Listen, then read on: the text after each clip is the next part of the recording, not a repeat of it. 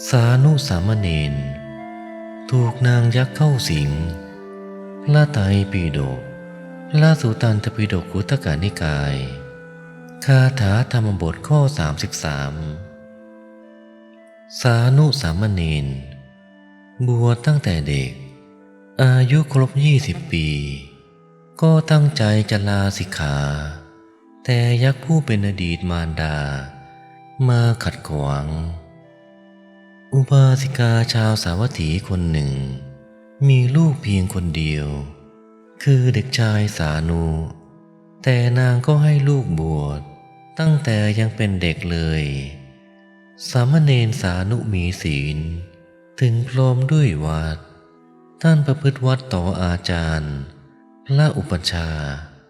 และภิกษุอาคันตุกะทั้งหลายอย่างไม่บกพร่องนอกจากนี้ท่านยังลุกขึ้นแต่เช้าตรู่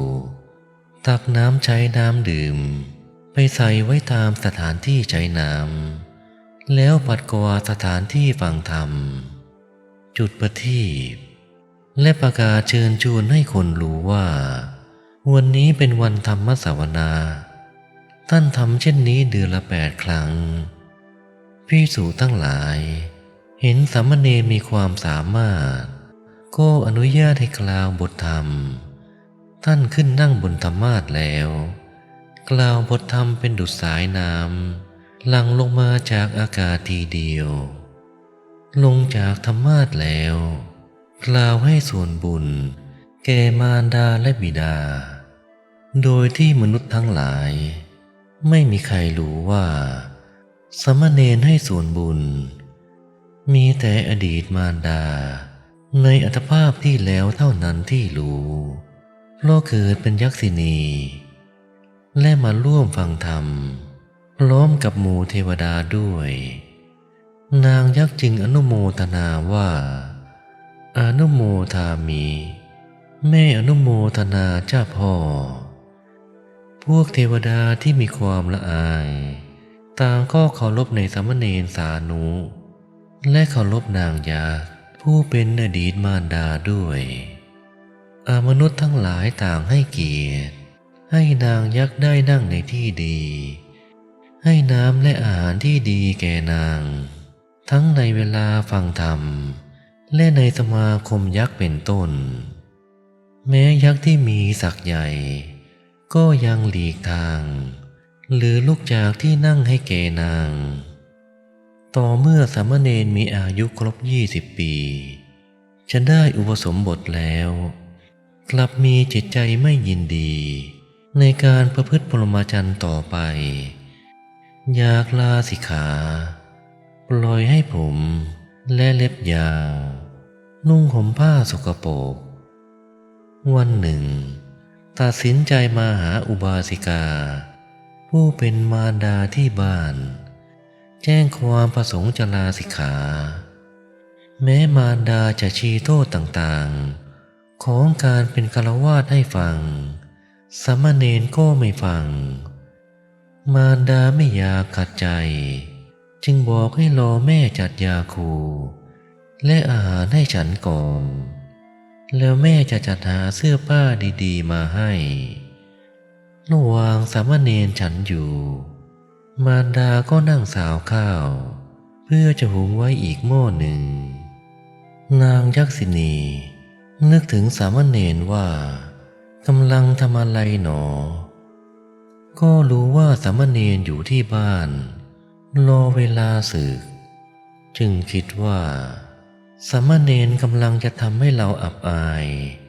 ในท่ามกลางหมู่เทวดาเราจะไปขัดขวาง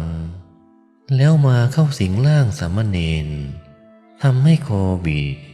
จนล้มลงนอนกับพื้นมีตาเหลือกทั้ง2 ข้างน้ำลายไหลฟูมปากดิ้นชักอยู่อุบาสิกามาเห็นแล้วตกใจมากร้องส่งเสียงให้คนมาช่วยชาวบ้านในละแวกนั้นต่างมาช่วยกันแก้ไขทำพลีกรรมเป็นต้นอุบาสิการ้องไห้ลำพันว่าข้าพระเจ้าได้ฟังคำ ของพระอรหันต์มาว่าชนเหล่าใดเข้าอยู่ประจำอุโบสถอันประกอบด้วยองค์8ยักษ์จะไม่เล่นกับชนเหล่านั้นแต่นี่ข้าพเจ้าเห็นกับตาว่ายักษ์เล่นกับสามเณรสานุนางยักษ์กล่าวว่าเธอได้ยินคำของพระอรหันต์นั้นถูกต้องแล้วเมื่อสามเณรรู้สึกตัวเธอจงบอกท่านว่านางยักษินีสั่งไว้ว่าอย่าทำบาปกรรมทั้งในที่ลับและที่แจ้งถ้าท่านทำถึงจะเหาะหนีไปในอากาศก็ไม่พ้นจากทุกข์แล้วปล่อยสามเณรรู้สึกตัวแล้วเห็นมารดาร้องไห้มีเพื่อนบ้านมาอยู่ในเรือนมากมายก็นึกทบทวนจนถึงเห็นมารดานั่งสาวข้าวอยู่จึงถามว่าเหตุใดโยมแม่จึงร้องไห้มารดาตอบว่าคนปกติทั้งหลายร้องไห้ถึงคนที่ตายไปแล้วหรือร้องไห้เพราะคนที่มีชีวิตแต่ยังไม่ได้พบกันแต่พวกแม่ร้องไห้ให้กับคนที่ละกามทั้งหลายออกบวชแล้วยังเวียนกลับมาหากามอีกคนเช่นนั้นแม้ยังมีชีวิตอยู่ก็เหมือนคนตายไปแล้วสามเณรได้ฟังแล้วคิดได้กล่าวว่าอาตมาไม่ต้องการเป็นฆรหัสถ์แล้วมารดาดีใจนิมนต์ให้ฉันพัดปราณีตแล้วถามอายุสามเณรทราบว่ามีอายุครบอุปสมบทแล้วจึงจัดหาไตรจีวรและบาตรถวายสามเณรอุปสมบทเป็นภิกษุแล้วพระสานุบวชได้ไม่นานพระพุทธเจ้าตรัสสอนว่าจิตนั้นเป็นธรรมชาติเที่ยวไปในอารมณ์ต่างๆตลอดกาลนานความสวัสดีย่อมไม่มีแก่ผู้ข่มจิตไม่ได้เพราะฉะนั้นควรทำความเพียรในการข่มจิตเหมือนนายควานช้างพยายามข่มช้างตัวที่ตกมันด้วยตะขอฉะนั้นแล้วตัดภาสิทธินี้อีทังปุเรจิตามจาริจาริกังเยนิจกังยตกามังยถาสุขังตาทัชฉหังนิกเหสามิโยนิโสหาติปาปินังวิยะอังกุสาคะโหเมื่อก่อนจิตนี้ได้เที่ยวจาริกไปในอารมณ์ตามความปรารถนาตามความใคร่ตามความสบายในวันนี้เราจะควบคุมจิตนั้นไว้ด้วยโยนิโสมนสิการทำให้เหมือนนายควานช้างควบคุมช้างที่ตกมันฉะนั้นจบพระพุทธดำรัสเทวดาจำนวนมากที่เข้าเฝ้าฟังธรรมพร้อมพระสานุได้บรรลุธรรมส่วนพระสานุก็ได้เรียนพุทธวจนะคือปีฎก3ได้เป็นพระมหาธรรมกถึกผู้ชำนาญการแสดงธรรมเป็นอย่างมากมีอายุอยู่120 ปีทำให้ชมพูทวีป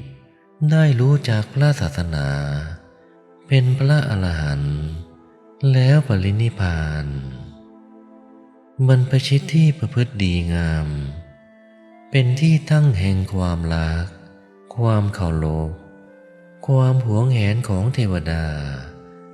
และมนุษย์